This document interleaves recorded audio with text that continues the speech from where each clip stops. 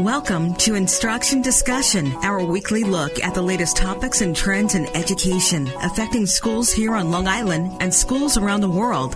Whether you're a teacher, parent, or student, listen for tips and strategies to help you navigate the educational landscape. There's a bell. It's time to start today's Instruction Discussion on the voice of Nassau Community College, 90.3 WHPC. Hello, I'm Kevin Boston Hill, and welcome to Instruction Discussion, where each week we will examine a recent trend or development in education and its impact on Long Island. Take a look at any document that asks for racial identity information, and you will notice that people are checking more and more boxes. Indeed, more people are identifying as multiracial as we have seen the multiracial population explode in the past 20 years. Multiracial students of all ages struggle to find their place and roles in our society. Part of this search involves finding images and voices that they can gravitate towards to provide support and guidance. Well, our next guest is proving to be one of those voices. As a child, Kristal Zook, the product of a white father and African-American mother, had to deal with identity and esteem issues, not unlike many children have to deal with today. To help come to terms with some of these issues, Ms. Zook used her writing skills as a journalist and college professor to write her memoir, The Girl in the Yellow Poncho. So let's welcome to the classroom featured journalist, author, storyteller, and professor Kristal Zook. Ms. Zook, welcome to Instruction Discussion on 90.3 WHPC. Hi, nice to be here. Let's go ahead and kind of get right into the reason why we're here today. And so why did you decide to write this book now? I know you've written books before, and like I said, you're a journalist, so writing is kind of in your blood, in your nature. So why now? Why do you choose to do this now? Yeah, this is my first book that's not journalism, actually. So it was unexpected. I started this book as a work of journalism. I was interested in exactly what you just talked about, which is the explosion of the multiracial population in recent years, and how their identity might be different from my own, because I was a child of the 60s, and the time was very, very different. We basically lived under the one drop rule, where if you had one drop African American in you, you should, out of loyalty and out of a sense of actually legality, because it was codified, understand that you are Black. Yep. And so, although people passed, that was frowned upon, and even with very light skin like my own, the cultural and historical understanding was you're Black. And so that started to shift really dramatically. I watched it over the years shift. In 2000, the category on the census came about where you could actually check off more than one race. And a lot of people fought for that. I wasn't part of that movement, but I watched it. And I watched how multiracial families and parents, and specifically moms, the movement was led in large part by white moms of multiracial kids. And I watched how they fought to have that category, and or continue to fight actually on medical documents and school records and that kind of thing. So I think, that was part of the shift that we're seeing. You also just have youth themselves claiming, I'm Blackapino, I'm Blasian, right? And there's no sense of shame about that as there was when I was growing up. And I laugh about how Tiger Woods was really the first one to do it publicly. And I think we all kind of chuckled when he called himself Kablasian or something like that. Kablarasian, yeah. Kablarasian, yeah, right. But he was actually ahead of his time in the sense that he didn't care what people thought. He wanted to claim his full identity. So I was interested in that as a journalist. That's a long answer to what you said. But somewhere along the way, I was thinking about my own daughter. I was thinking about my father, from whom I was estranged. At the time I started writing, I hadn't seen him or talked to him in 14 years. And I honestly didn't know if he was even alive. Wasn't sure where he was. So I decided to look for him again, as I had done earlier in my life. And the book just kind of took some twists and turns and ended up being, more compelling, I was told, as a memoir. Yeah, well, I know, and thank you for writing the book, because it goes, I think it even goes beyond just the multiracial aspect of your life. And so people of many different, not only different ethnic backgrounds, but just who have experienced a lot of different types of struggle can relate to what you've gone through in this book. So take us through a little bit of that as far as not just from a multiracial standpoint, but from some of the other, the esteem issues that came as a result of the multiracial aspect. Yeah, I'm so glad you mentioned that, Kevin, because, my husband was telling me from the beginning, no, you keep talking about race, but it's a book for anybody who's had an absent parent, or who's had a parent who was there, but who was absent emotionally or traumatized. It's for people struggling with addiction or generational addiction in their families, as I saw on both the Black and the white sides of my family. It deals with the hard topic of sexual assault in an era way before Me Too. And I have to credit Me Too with me actually telling this story. I snuck it into a piece of my journalism in one sentence back in 1995, but it was one sentence. And I was like, that's about as far as I'm going to go at the time. But I think, in this environment that we're in right now, it was part of the story, and it's part of my identity. As I always say, there's intersectionality here, because I can't just talk about being multiracial or being Black. I was raised in a family of women, working class Black women, in a household that was very, 3 generations of women and girls. And that's inextricably tied to my identity, my sense of safety, my sense of home, right? And so the book is about a lot of things. Yeah, no, I can tell, and especially that part about the being raised by a family of women. I mean, because I guess yours is that prototypical story of being raised or being the product of the strong Black woman. And right. But of course, as we just mentioned, it goes well beyond that, because I think it's really not just about having strong women in your life, but just having that strong, supportive family system. So talk to us a little bit about that, how that aspect of it, having that strong support system, enabled you to not only become the phenomenal journalist and professor that you are today, but to have the strength and courage to write the memoir in the first place. Yeah, well, I give my mother and grandmother all the credit for just teaching me by modeling that you just have to keep going. You have to believe in yourself. You have to fight for yourself. That was a constant theme, I felt. And that struggle is something that we can overcome. At the same time, that image, that myth of the strong Black woman, as sometimes we say, right, can be detrimental at times, because, of course, we hurt, we have feelings, we have pain, and through history and through our cultural traditions, we've been told to kind of keep that down, and just move on and just be strong, which has been shown to be detrimental to the health, the mental health, the physical health, the well-being of so many Black women and families.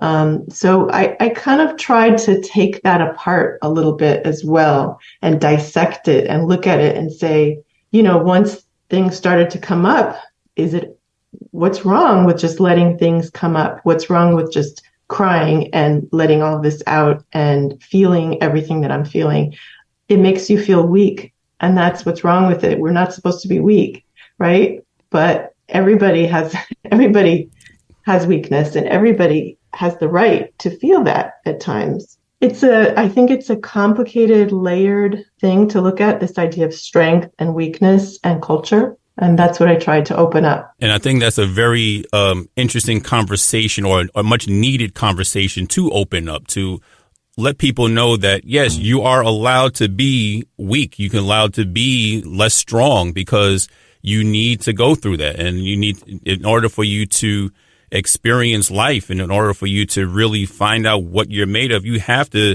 show some sort of weakness at times so that you can build yourself back up. It's hard to be strong all the time. Right. And also, in addition to weakness, you could say need, right? Oh, we don't need anybody. We don't count on anybody. Don't trust anybody. And everyone at some point has to be vulnerable and has to say, look, I need help. Right. Or I need a friend, or I need somebody to lean on. And so you see in the second half of the book, kind of my healing journey, where I realized that, if I'm going to have this marriage, or if I'm going to have the family that I want, or if I'm going to have my long lost father, or even a more healthy relationship with my mother, because that was a surprise twist in the book. I'm going to have to acknowledge that I'm hurting. Yes. And I think even in the book, you kind of acknowledge that, or you came to that realization really early. Maybe it was just upon you reflecting, but really early on, at around 5 or 6, you realized that, well, you may not have been able to put a name to it, but you realized something wasn't right. And what was this that was happening, and how are you going to adjust to this new struggle? And I think that's what enabled you to, or at least set you on this journey to find out more about yourself and how you can deal with the different struggles that you're going through. Right. I mean, I'm a journalist, so a lot of this, people say, well, how could you do that? Just knocking on people's doors, on strangers' doors, and hello, I'm looking for my father. And, this insatiable curiosity about, why can't I have that dream family that I see on TV? Why? What's wrong with me? And I think it takes, a certain personality. I tell my students, if you're not curious, you're not doing journalism, right? Because there's questions that they just don't go away, and you obsess. I got to get answers. So that's that part of me that's a journalist. Now, of course, as I mentioned, you're a college professor, so of course most of the students that you come in contact with are in their late teens, early 20s. But I'm gathering, and I can suggest that maybe this book can really appeal to much younger students as well. I mean, we're looking at high school, maybe even middle school students, because I'm sure some of them are thinking just what you mentioned. Why can't my life be like what I see on TV? Why doesn't daddy love me enough to be here? What did I do wrong? So they blame themselves for the family not being that quote unquote model family that they see. So give us, what would you say to that young person who has those feelings and is trying to cope with just the self-blame and the self-doubt? Yeah, that's an excellent point, because there is a generational difference. The fastest growing population in the country by far is multiracial youth, right? And if you start to look at just the babies being born, those numbers keep going up and up and up.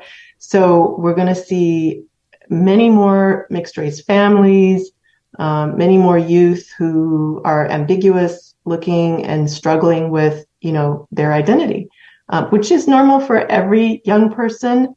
But I feel that sometimes for multiracial youth, it's compounded by a sense of, not fitting in. There was a recent study that just came out too. There have been some studies that look at that and say that during COVID, multiracial youth actually had a harder time for some reason. And I don't know if it's a sense of isolation compounding their isolation that they already feel. And it's not to say, I don't want to say that multiracial people are more oppressed than darker skinned people or, have it harder. That's absolutely not what I'm saying. I'm saying that the experiences are different and they're specific. And we don't talk enough about specificity of, how people are wounded and what their experiences are. So there's proof that multiracial youth, also, there have been some studies showing that the parents we're still not doing a good enough job talking to multiracial youth because both parents are different from that child. And that's not being acknowledged, that child's specific experience doesn't match either parent, right? Right. And so that's an area that I find really interesting, that it's a hurdle that even in my generation up until the present day hasn't been resolved. Parents are still asking, how do I comb my child's hair? I don't know what to do. How do I expose them to all sides of their culture? It's a really good question. I think youth are starting to stand up, more in groups. Like we said, they're posting, I'm Black Apino, I'm Blasian. There's a sense of pride and there's a sense of unity that's starting to grow just because of probably sheer numbers. And now they have a little bit of critical mass. And, especially in some cities, they're starting to feel like, they're maybe 7-8% of the population in their schools. And so that's a huge difference from when I was coming up. There were no multiracial student groups on campuses. There was the Black Student Union or not. And that's it, and so that's there have been some shifts, but we still have a way to go. You are listening to Instruction Discussion on the voice of Nassau Community College, 90.3 WHPC. My name is Kevin Boston Hill, and our guest today is author of the memoir, The Girl in the Yellow Poncho, journalist and professor Kristal Zook. So let's talk about that. You talk about specificity. Let's talk about the specificity of the title of your book. What is the significance of The Girl in the Yellow Poncho? Well, as you can see in the picture, I have one of those old-fashioned 1970s ponchos with the fringes and the balls on it. And it was absolutely my favorite piece of clothing when I was growing up. And yellow to me symbolized this happy childhood where I was on the playground just spinning around in my yellow poncho. And that was sort of my constructed memory of my childhood and who I was. And it wasn't until later in college, actually. College is like ground zero for these things, it seems like, right? When you start to question things and you start to really come to terms with who you are and make decisions. And in college, I started to have some memories come up and realized, well, maybe my childhood wasn't as happy as I thought, or maybe it wasn't as, just always cheerful as I imagined it to be.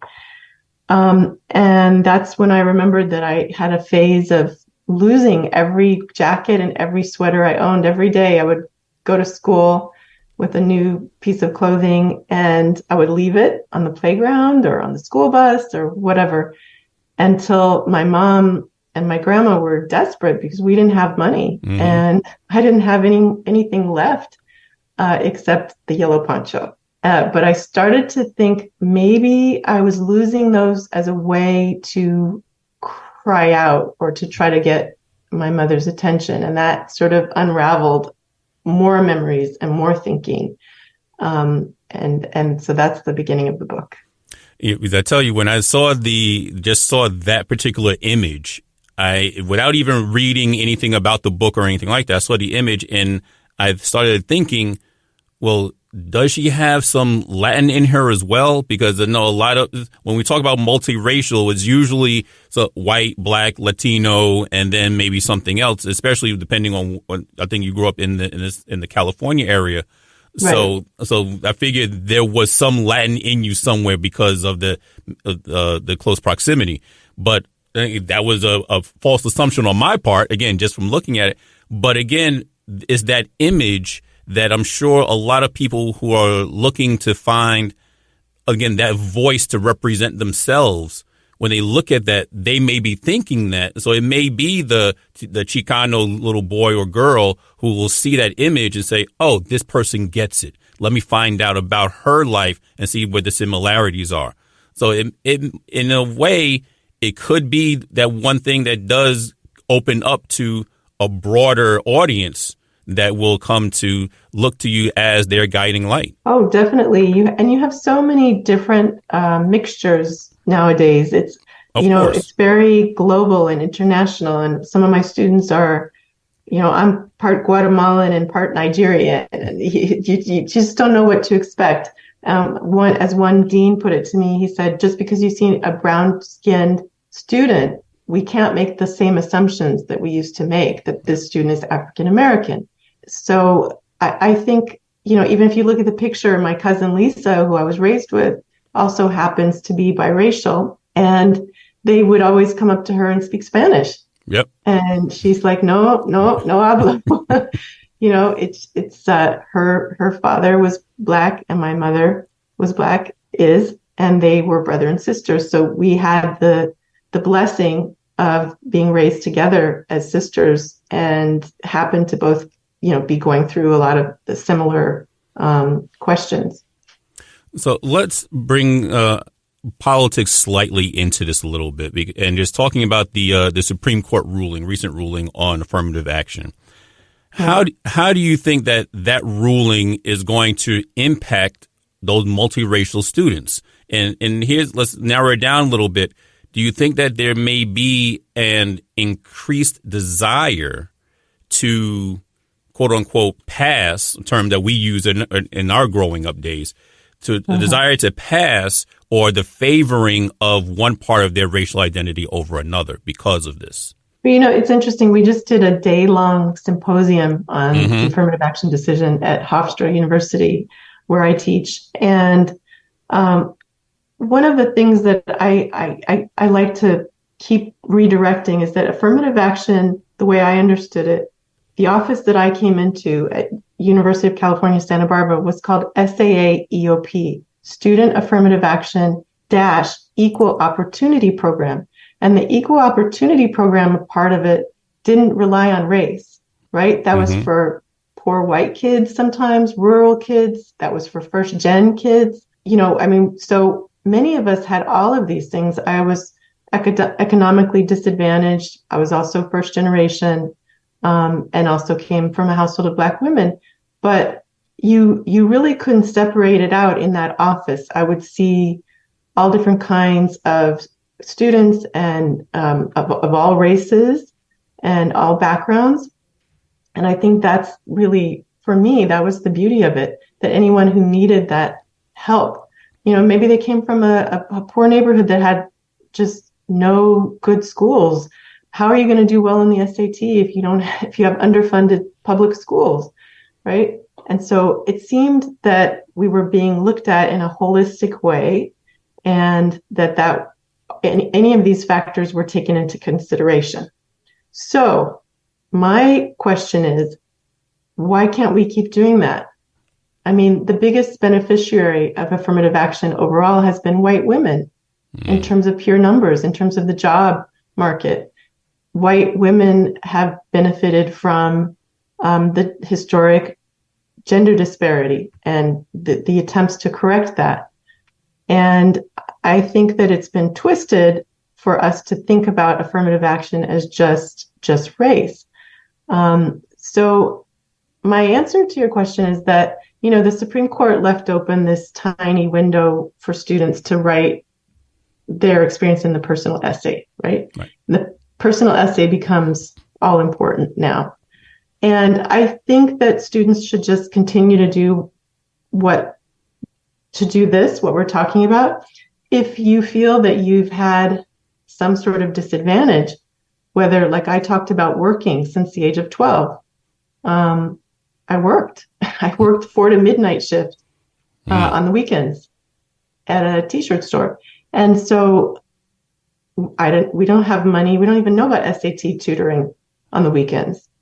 I'm working. So students should put whatever they need to put in that essay, whether it's race, economics, neighborhood. I had a student who was Mormon and raised with the expectation that women should just get married. And it was really frowned upon that she should dare to want to go to college. Her parents actually sort of were estranged from her for wanting to do that. All of that needs to go in, because I think if we're doing our jobs well, we will continue to see the whole student and what they've had to, overcome to get where they are. And I think that's probably the best message right there as far as what to tell our students coming up now. Don't be afraid to demonstrate or to exhibit who you are, but you may have to bring it out in a different area, such as writing your personal statement, but don't hide it. Right. And it's not necessarily enough, it's always been this way. I think it should be this way, to say, well, I'm Black.